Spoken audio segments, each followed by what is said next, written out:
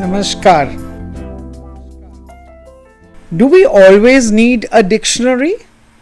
Is your answer yes or no? How does a dictionary help us? It helps us find the meanings of the words we do not know.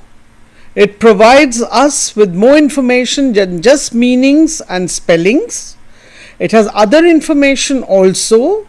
It records changes of vocabulary. How does a dictionary help us? It tells us different grammatical forms a word can have.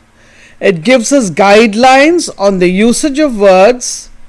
It tells us how the word is pronounced. It tells us of suffixes and prefixes. Why should we have a good vocabulary? We need it to understand what we read, to speak the language, to communicate effectively, to write well with skill, and it is a hallmark of our personality. While a dictionary helps us to acquire vocabulary, we also learn new words from conversations, listening to the radio and television, and reading. But when we come across new words, a dictionary may not always be available. So, we try to understand the word in the way it is used. Now, I am going to show you a passage. You have to guess the meaning of the words by reading the passage very carefully. I am going to read the passage. Look at the words in red. You do not need to have any formal great qualification in the realm of education. Gandhiji did not attend anything, did not always meet great people of wisdom. Nothing. The words here are formal, qualification, realm, and wisdom. But very early in life, he was among those fortunate few who recognized the voice within that rhythm. He found his God inside.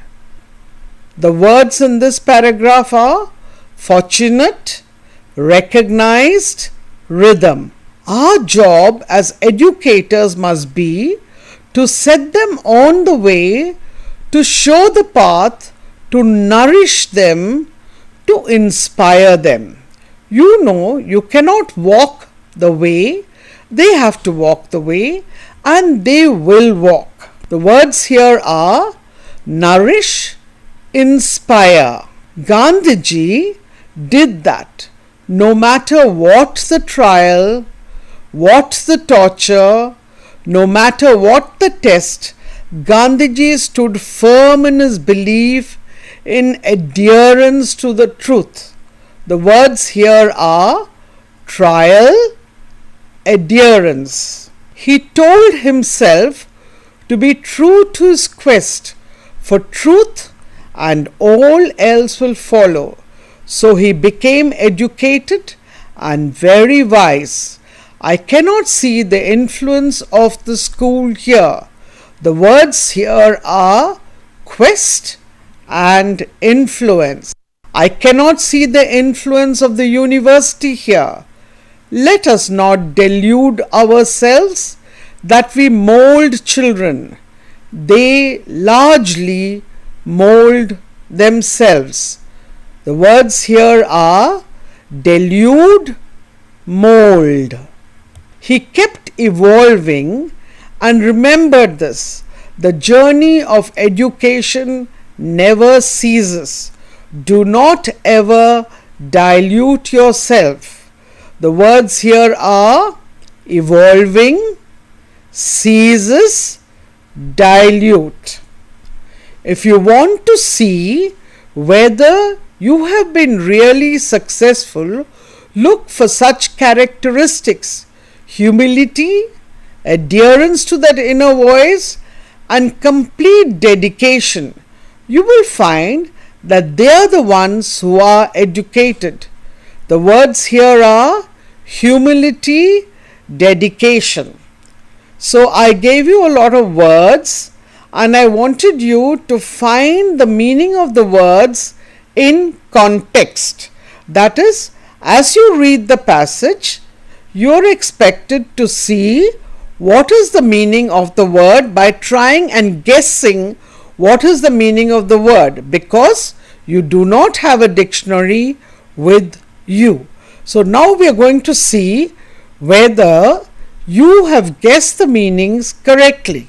You do not have to have any formal great qualification in the realm of education. Any formal great qualification in the realm of education. Formal means correct or serious qualification. What is qualification? Qualification are the examinations you have passed in the realm of education. Realm here means in the area of activity or interest. I hope you guessed the meanings correctly. Gandhiji did not attend anything, did not meet great people of wisdom. Wisdom means knowledge and experience to take the right decisions. So he did not meet great people with knowledge and experience. But you know, very early in life, he was among those fortunate few who recognized the voice within that rhythm. Let's see whether you guessed it correctly. Fortunate. He was among those fortunate few, the lucky few, who recognized, who knew the voice within that rhythm, within that movement. I hope you've been trying to guess the meanings, and I hope you've been able to guess them almost correct, because as we read and as we try to guess the meanings, we actually improve our vocabulary. You do not always have to be right, because if you get very close to the meaning, you will understand what you read. He told himself to be true to his quest for truth, and all else will follow. So he became educated and very wise. I cannot see the influence of the school here. He told himself to be true to his quest. What does quest mean here? A long and difficult search for something. Not just a search, but a long and difficult search for truth, and all else will follow. So he became educated and very wise. I cannot see the influence of the school here. Influence is meaning to make others agree with you. That's the dictionary meaning. But when you read it here, it says, I cannot see the influence of the school here. This means I cannot see somebody telling me what to do, somebody making me do something in particular. So whenever we read, you have a dictionary meaning, but you need to actually think of what is the word meaning in that particular context. We are now actually doing words in context. That is, all the time you do not have a dictionary, but we need to help ourselves to read and understand. I cannot see the influence. Again, the word influence has come here of the university here. Let us not delude ourselves that we mold children. They largely mold themselves. Delude makes someone believe in something that is not true. So it's a let us not, I can say, let us not fool ourselves. We don't have to use the exact dictionary meaning. We can say, let us not fool ourselves. Let us not deceive ourselves that we mold children. Mold, shape in a particular way. You mold something. You take a piece of clay and you mold it into a pot. So here the speaker is saying, let us not fool ourselves. Let us not make ourselves believe that we can actually shape children in a particular way, because children shape themselves. So what I've been doing is trying to show you that you can interpret, as you read, you can interpret words to suit what you read and to improve your understanding of the passage that you read. This is a very important skill, because when you keep doing this over and over again, gradually you will start understanding English better and comprehending English much better. Our job as educators must be to set them on the way, to show the path, to nourish them, to inspire them. You know, you cannot walk the way. They have to walk the way and they will walk. The two words here are nourish and inspire. Let us look at this again.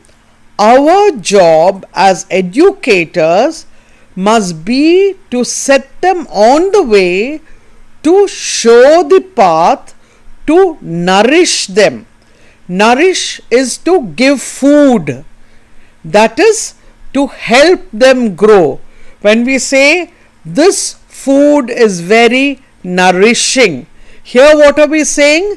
We say when we educate children, we are actually nourishing them to grow in the right way. To inspire them. You inspire people. When you inspire people, people want to do things. So it is to create a sense of enthusiasm. Enthusiasm is when the person wants to do something on his own. He is not forced to do anything. To inspire them. You know, you cannot walk the way. They have to walk. He's talking about the children. He says, you cannot always be with them. They have to walk by themselves and they will walk. So the two words here were nourish and inspire. Nourish and inspire are quite common words and can be used in many sentences. We give nourishing food to our children. This story has inspired me to become a better citizen. So you can use these words in different ways, and if you know the meaning and you know how it is used, then you become more proficient in the language. That is why I want to encourage young people to use words in context. If you just learn words from the dictionary, sometimes you really do not know how to use them.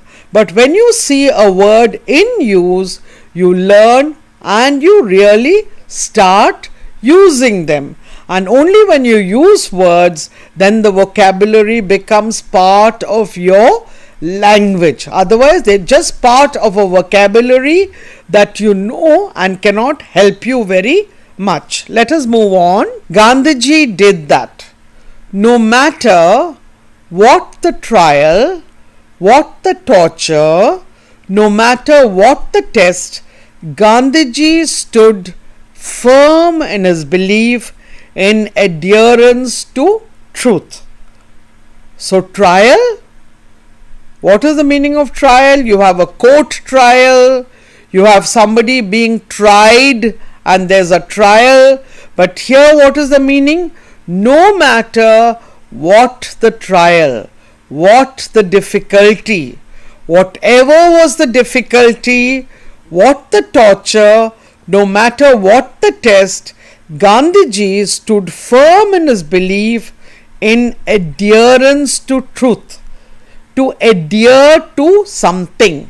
We adhere to the rules in the organization. You have to adhere to traffic rules. Now here the meaning is almost the same, that is to follow a rule. So what was Gandhiji's rule? He believed in truth, so you call it as adherence to truth. So he believed in the rules that truth enforces upon a person. So these two words are very crucial in understanding this paragraph, and that is why they have been put in red, and we have asked you to try and guess the meanings of these words. I do hope you did guess them almost right. Let's move on. He kept evolving and remembered this: the journey of education never ceases. Do not ever dilute yourself. Now the three words here are evolving, ceases and dilute. Evolving is to gradually change.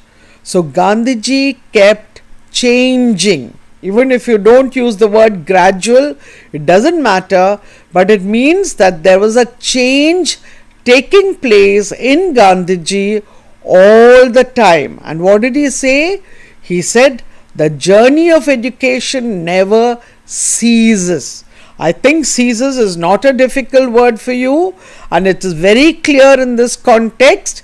Ceases means the end of something, where it stops. I never cease to do my work on time. I am very particular to do my work on time. Cease means I do not stop from doing my work on time. So when you say the grant ceases from the 1st of February, that means after the 1st of February there will be no grant. So ceases is very clear in this. It means stops. Do not ever dilute yourself, weaken yourself. Dilute actually means to mix, to completely, you put sugar in water, it gets diluted in the water. When you put sugar in water and stir it, it is diluted in the water, but the sugar has gone completely. So when you say do not dilute yourself, in this context it means do not weaken yourself. Do not become weak. Be strong. So here again the meaning changes slightly when we are using it in a context. We'll move on. If you want to see whether you have been really successful, look for such characteristics. Humility.